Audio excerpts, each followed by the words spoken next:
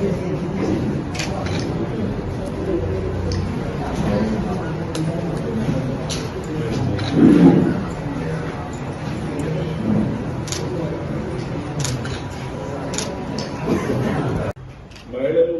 ఇందిరాగాంధీ గారు మనకి ఉత్తమ మహిళగా ముఖ్యంగా ఆవిడ సంక్షేమ పథకాలని తీసుకొచ్చి 20 సూత్రాల పథకం అమలు ద్వారా జాతీయ గ్రంథాలయ వారోత్సవాల కార్యక్రమానికి విచ్చేసిన మేయర్ శ్రీమతి కొట్టూరి శ్రవంతి గారికి, సైన్స్ అధ్యాపకురాలు శ్రీమతి జె సుధారాణి గారికి, యోగా శిక్షకురాలు శ్రీమతి కె సమత గారికి మరియు అందరూ విద్యార్థులకు మరియు వీక్షకులకు నా నమస్కారాలను.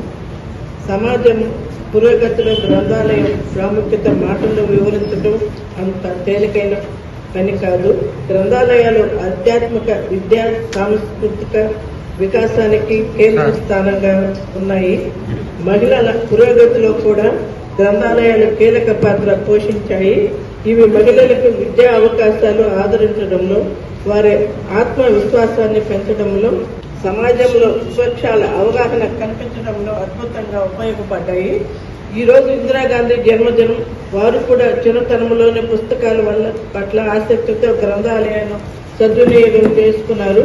ఇందిరాగాంధీకి ప్రపంచ చరిత్ర, తత్వశాస్త్రం, సమకాలీన సమస్యల మీద విస్తృతమైన జ్ఞాపకాన్ని సంపాదించడానికి పుస్తకాలలో సహాయపడ్డాయి. పుస్తక జ్ఞానమే ఆమెకు ప్రధానమంత్రిగా దేశాన్ని ముందుకు నడిపించే సామర్థ్యాన్ని ఇచ్చినాయి. మహిళా సాధికారత కోసం ఆమె ప్రవేశపెట్టిన పలు కార్యక్రమాలు కూడా గ్రంథాలయంలో ప్రేరణతోనే ఉద్భవించినాయి. గ్రంథాలయాలను వినియోగించుకుని అభివృద్ధి చెందిన భారతదేశ మహిళలు అనేక మంది ఉన్నారు. సరోజినీ నాయుడు గారు తన కవిత్వం ద్వారా స్వాతంత్ర పోరాటానికి ప్రేరణ ఇచ్చినారు. సావిత్రిబాయి పూలే గ్రంథాలయ ప్రేరణలో మహిళా విద్యలో విప్లవాన్ని సృష్టించారు. కల్పన చావ్లా చిన్న గ్రంథాలయం ద్వారా స్పేస్ సైన్స్ పట్ల ఆసక్తిని పెంపొందించుకున్నారు.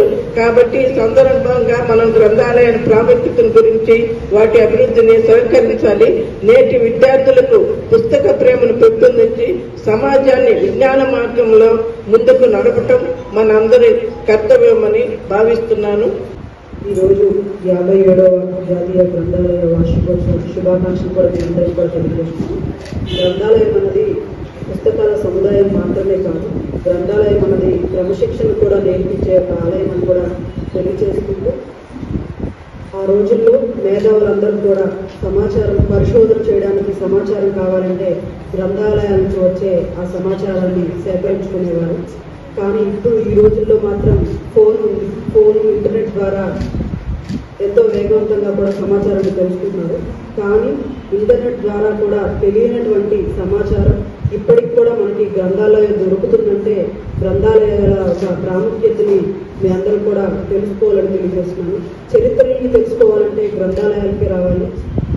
ఉన్నటువంటి యువత అందరూ కూడా గ్రంథాలయాలు ఇచ్చేసి మనకున్నటువంటి మహనీయులు ఎంతోమంది చరిత్రని తెలుసుకోవాలని తెలియజేసుకుంటూ, ఈరోజు ఇందిరాగాంధీ గారి జయంతికి, అదేవిధంగా ఆనాడు ఆమె ఎంతో రాజకీయాల్లో రావడానికి పరిజ్ఞానం కోసం ఈ పుస్తకాలను చదవడం వల్లే రాజకీయాల్లో రాణించాలని కూడా తెలియజేసుకుంటూ, ఈరోజు ఇక్కడికి నన్ను కూడా ఆహ్వానించినందుకు అందరికీ కూడా ధన్యవాదాలు తెలియజేసుకుంటూ, మరొకసారి 57వ గ్రంథాలయ వార్షికోత్సవ శుభాకాంక్షలు తెలియజేసుకుంటూ సెలవు తీసుకుంటాను.